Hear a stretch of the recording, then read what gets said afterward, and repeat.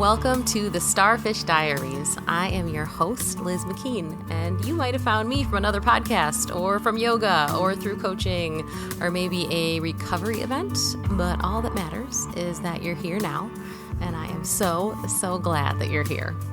On this show, we're going to be talking about identity and self-trust and recovering from all sorts of things, including shame and burnout and squeezing ourselves into what we think good looks like. And I'm going to use a lot of metaphors because that's how I make sense of the world. And I'm hoping that helps you too. I'm really just here to remind you and honestly remind us that there is no such thing as doing life wrong and that you do get to make your life into a place that you want to be. And we're going to figure it out together. So let's go. Hi, welcome back. Welcome to the podcast. So delighted to have you here with me. And if my sound is a little different today, it's because I'm trying out something new.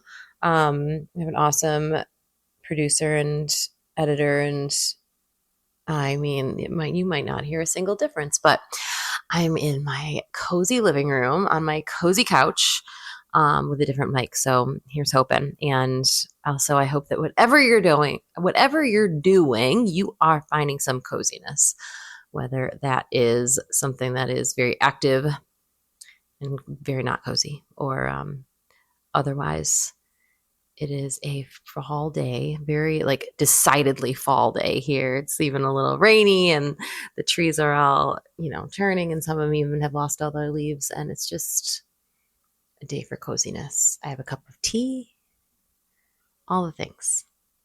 Cue Gilmore Girls music. All right. Before we do anything else, we're just going to take a quick second to give ourselves a second and give ourselves a breath. So whatever you're doing, maybe you roll out your shoulders, maybe you let your head kind of rock side to side, even unclench your jaw.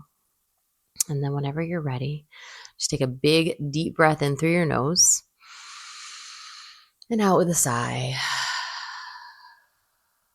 Good. We're going to do that again. Big breath in through the nose. Longer breath out. Good job. One more. Big breath in through your nose. Some ferocious breath out. Yeah. Thanks for doing that with me. I am recording this not only in a different place, but also on a different day than I usually record, because my usual recording day went awry, and it was, as all wonky days are, ripe with lessons, many of them in the realm of safety. And I feel like I've brought up safety a lot of times. I talk about safety a lot because it's something that's so important to me. I also think it's something that we all define in our own unique way. There's the pretty commonly understood term for just physical safety. Like, I am safe right here on this couch at this moment, as far as I know, as far as I can possibly know, barring natural disasters, events, etc.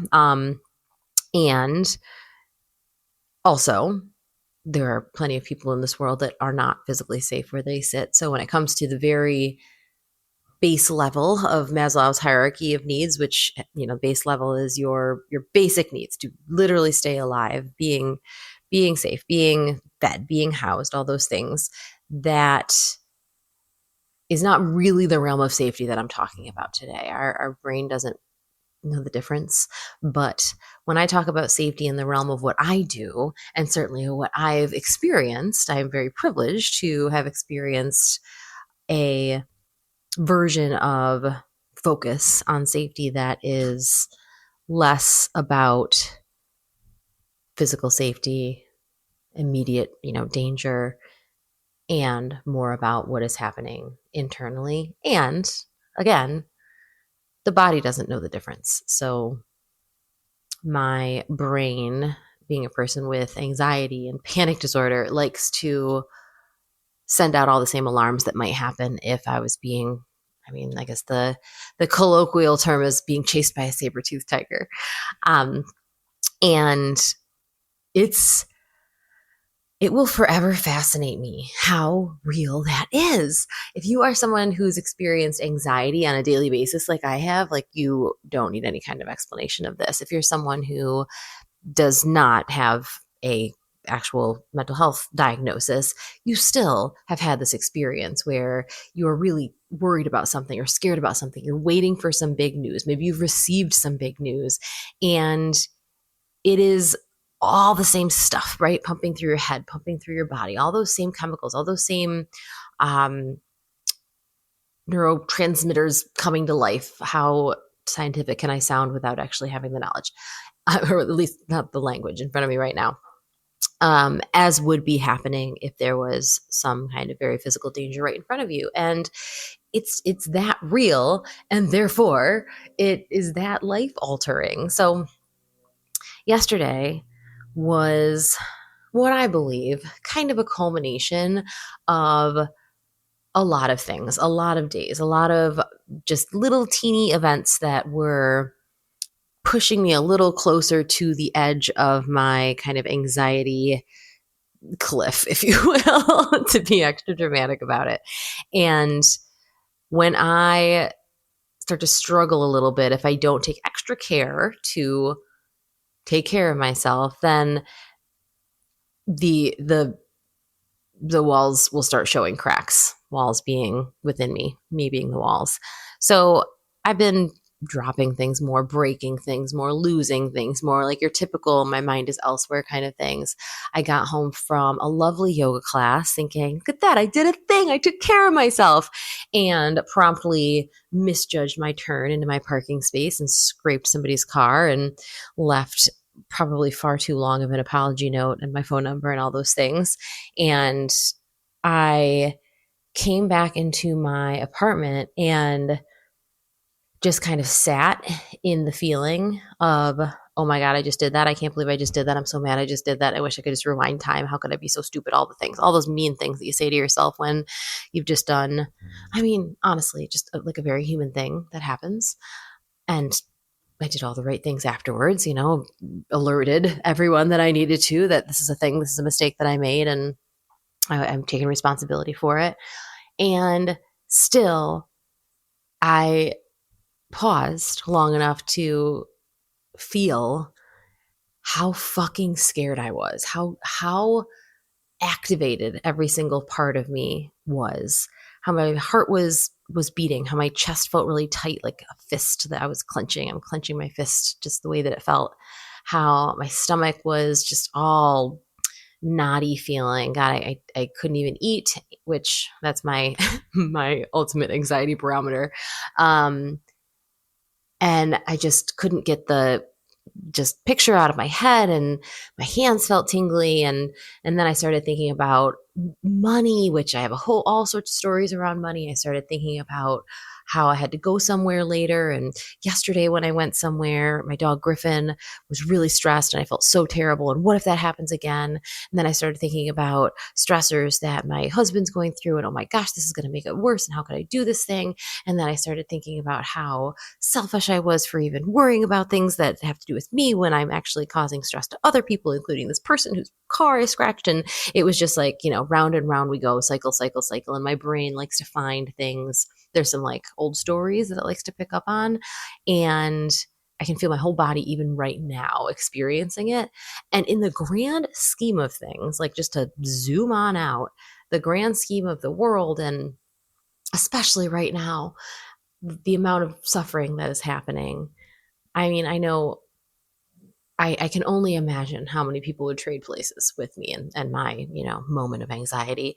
And previous versions of me would look at this moment and be like, God, I will take your problems. This bad day is the best day I could possibly have all year. So I say that knowing how much this is all steeped in, subjective experience and privilege, etc. I'm not going to continue to acknowledge that, but I just want you to know that that I do. I'm so deeply aware of that. Anyways, I called friends and I left a message for my coach, and eventually I even called my mom, and I said, I just am really upset and I just need to tell you. And I told her, and she said all the best things to make me feel better and made me feel loved and like I wasn't the stupidest person alive. And I I felt mostly better. And I was feeling incredibly grateful for the fact that I have people I can reach out to now. Because in the past, that fear would have prevented me from reaching out. It would have told me not only did this happen and that happen, and you should be afraid of that, and you should be ashamed of this, and let's look back to this story, and let's pull this out of the thin air, and just swirl and just feel so upset and so worked up and so just desperate to make this feeling stop. Never would it have occurred to me, or if it had, I would have shut it down. Reach out to somebody, tell somebody you're feeling this way, cry on the phone to your friend. And this time I did, and it felt scary. Actually, it didn't feel all good to do that. It felt embarrassing to do that. And also afterwards I felt better because I let it out. I didn't just let it stay in my body and fester and feel like I was being chased by a saber-toothed tiger. And one of the well, I guess a huge lesson from that was just gratitude and a reminder of, the incredible support that I have worked really hard to build up around me. And also I'm incredibly fortunate to have around me. And secondly, noticing that I was able to let go of the shame part of it. Even in the past, even when I was able to let go of fear. I mean, when I was drinking back in the day, that would make the fear go away. I could make the fear go away. There were not enough bottles in the world to make the shame go away. And often, even when alcohol wasn't my one solution, sometimes I had other solutions that were, very much on a spectrum of harmful to not harmful. I mean, even just picking up a phone and scrolling Instagram to sort of send my brain in another direction. Even if I could make that fear response start to settle down, the shame would still be like a brick in my stomach. And I realized that yesterday, the shame dissipated too. The fear and the shame, they were all wrapped up all around each other. And it was almost like I was able to inhale all of that, the support, the friends, my mom, even just taking the pause, really just even the yoga class that I did before the scratched car, all of that was like this breath in, this intake of good stuff, of work that I've been doing. It was like a withdrawal from my bank of healing tools. And with that breath in of all those tools, something wrapped around the fear and also caught hold of the shame. And I had a big breath out, metaphorically, of the fear and the shame. And it didn't make the event not have happened. It didn't mean I'm not also, still going to think about finances and not want my husband to have a worried day because, I'm dropping things and scratching cars. But the full body, everything is a disaster, cannot take a single step forward, completely clouds my mind, fear, anxiety, shame, all those words released. And that's just not an easy thing to do, and that's not something I've been able to do before. And I'm not doing it in the way that I'm supposed to do it. I think about what I'm doing with my life right now. I am a mid-40s woman. I have just transitioned from a career in a leadership role, with a salary, with, benefits. And I am building a business. And I am investing in that. I am in a season of like pivoting, and that requires some risk taking. And not everybody gets it. There's people that I could talk to about it that don't get it. They're like, this seems like an unnecessary risk. This seems like not what you're supposed to be doing at this point in your life. This seems like the opposite of the stable, secure, set yourself up thing that you're supposed to do, which is, certainly not new to me. I've made those kinds of choices my whole life, and it's my favorite. But I didn't let the shame wrap around that. I think if it had, it would have been hard to expel. I didn't doubt my choices. I think ultimately I realized that I am finding safety within myself, within my choices. It lives very much in the trust of what I'm doing and how I'm moving forward. And that is in spite of the fact that I am very aware that my choices aren't for everybody. I'm building a life that I want to be in. And it's okay for me. It's okay with me that it doesn't look like a life that everybody would want to be in. I'm pretty pumped about it. But also, it takes some freaking grit, And it made me think of a story that Martha Beck tells. Yes. Just doubting myself if I'm crediting the same person. And actually, this isn't her original story. She was telling it because she heard it elsewhere. And it was just about safety and about where we find safety and about the supposed tos versus the flow of it. And this is like a really tragic story, but it was a very long time ago. So I'm going to tell it and hope that it's not too close to home for anyone. It has to do with a tsunami. So if that is an area that feels triggered, then please feel free to exit the podcast. She was talking about how she was watching a video. She doesn't even know why. It was like served up to her. And there was a tsunami. And I think it was, I believe it was in Japan. It was somewhere in the South Pacific. And essentially this tsunami, which is just a giant wave, came up and just overtook an entire town or city. I don't actually remember exactly how she told the story, and really washed it away, like unrooted, that's not the right word, but you're with me, the buildings from their foundations, and just washed it out to sea. And where there once was, a whole city of lives was just not in a very short time. And that is incredibly sad and scary.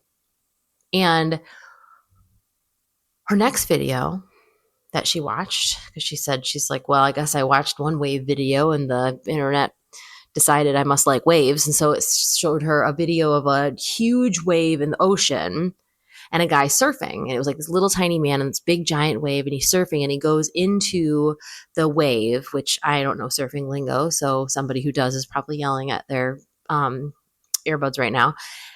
And, you're watching this video and you're like, well, that is going to crush this man. Like, he's obviously never coming out. And just before your very eyes, he emerges from this wave on his surfboard, having the time of his life. He rode the freaking wave. And it made her think about the people in that, those poor people in that village or city that had that tsunami coming, and how they probably went into the buildings, right? They probably were like, what is safe? Go into the buildings, go into the structures. This is the thing that's supposed to keep me safe. And that the wave washed them away. And in contrast, just this man with no more than a Speedo and a dream surfed the waves. And when he was able to go with the flow, which obviously the people in the tsunami didn't have a choice to do this. This is not a judgment on people's choices at all. But he was able to go with the flow and he was fine. He actually had a great time. And it's definitely a statement about, the structures and the systems that we believe are supposed to keep us safe, that I think now clearer than ever, absolutely are not the safety foundations that we once thought they were. But to take the metaphor in a different direction so that it works for me today, that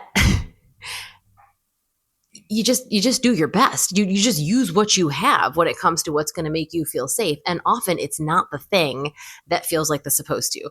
Often it's, when people were running into those buildings, I'm sure everyone around was like, yeah, this is the thing we're supposed to do, right? Like, yes, we all agree. When that guy went into that wave in his little Speedo in a dream, everyone was like, you're insane, you're going to die. And it was quite the opposite in both scenarios. So the best you can do is the best you can do, with the information that you have. And certainly luck plays a role, as with this story that I'm realizing is not as good a metaphor as I thought for what I'm talking about. But when I was thinking about safety and thinking about my tendency to not feel safe with the supposed to's, with the systems and structures that exist that I've always been supposed to go towards, the way you're meant to do life as a woman, as a wife, as a, I don't even know, professional. That's just never made me feel safe. That's made me feel trapped. Whereas figuring out what I want my life to look like, taking some risks, and surrounding myself with people who feel similarly, or at the very least just see me and understand me and believe me when I say that this is what's right for me. That's me riding my wave. And yesterday, when this just kind of culmination of a bunch of stressful things happening wound up with the event, I didn't retreat from all the things that I want to do with my life. I didn't doubt my decisions. I was mad at myself, certainly, but I was able to, roll that into compassion relatively soon and flow on out of it, surf on out of it to a place where it's like, that was cool. And now I have a story to tell.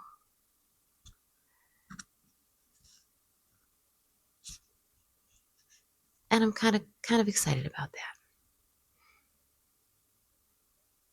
Because at the end of the day, like, I just think, we get this one life. And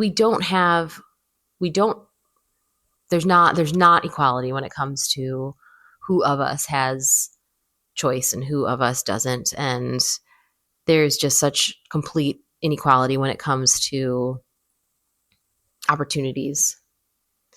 And when there is an opportunity to live your life with a Speedo and a dream, if that is the thing that makes you feel safe, rather than running into the structures, maybe trust that. Or at least, consider it. Anyway, thanks for sticking with me with this very drawn out metaphor. And now here I am today, sitting on this cozy couch, taking breaths with you. Got a sleeping dog next to me who's not all anxious like he was before. Yeah. It was a rough day. Actually, it was just a rough morning. You can have a rough morning and it doesn't mean it's going to be a rough day or a bad week or a bad life. And wherever you are on your wave, in your sea of life, whatever waves are coming, crashing over you, under you, over you, all the things, I don't know. When you have a chance to ride one, have a little fun with it, I think you should. Let's stop there. And again, in case you unclench your jaw and soften your shoulders. Maybe allow a little bit of softness in that space between your eyebrows. And then when you're ready, take a nice deep breath in through your nose. And a big sigh out. We're going to take 2 more. Big breath in. Big sigh out. Good job. Last one. Biggest breath you've taken all day. Let it out big. Yeah, good job. Thanks for being here. Please subscribe so that you don't miss me week after week. Rate and review if you'd be so kind. And keep on surfing. I'll see you next time. Thank you so much for listening to today's episode of Starfish Diaries. I want to take a quick moment to thank some of the people who have made this possible. The artwork that I am so in love with is by my friend and the most talented artist, Mo Houston, and you can find her and her work and work with her by going to Joy Scout Studios. I will have that linked in the show notes. And thank you to my incredible editor, Sean Gritters. If you are looking for production support with your podcast, highly recommend that you check him out. His information will also be in the description.